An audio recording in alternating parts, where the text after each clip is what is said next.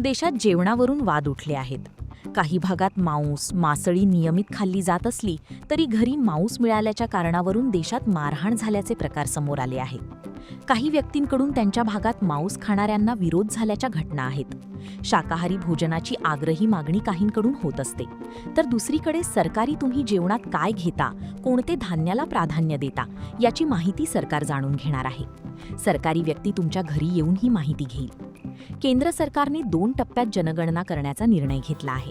जवळपास 15 वर्षांनी ही जनगणना करण्यात येत आहे. कोरोनाचे कारण देत जनगणना टाळण्यात आली. त्यानंतर जातीनिहाय जनगणना करण्याच्या मागणीने जोर धरला. सरकार प्रथम यासाठी समर्थक नव्हता, परंतु नंतर सरकार तयार झाले. त्यामुळे 2 टप्प्यात याचे काम होणार आहे.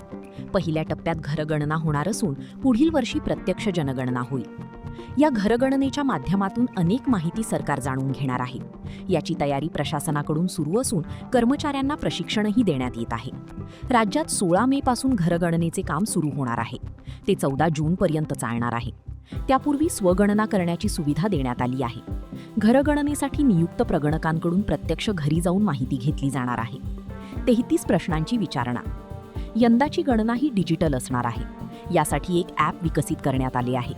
घरगणनेसाठी येणाऱ्या कर्मचाऱ्यांकडून विविध प्रकारे 33 प्रश्न विचारले जातील.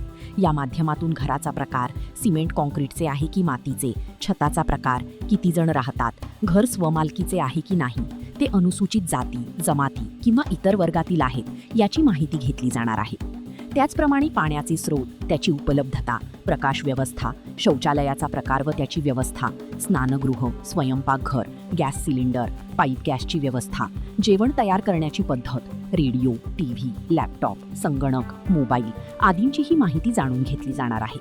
घरातील वाहनांची माहिती या निमित्ताने सरकारकडून गोळा करण्यात येणार आहे. तसेच यंदा जेवणातील मुख्य धान्यांचीही माहिती घेतली जाणार आहे.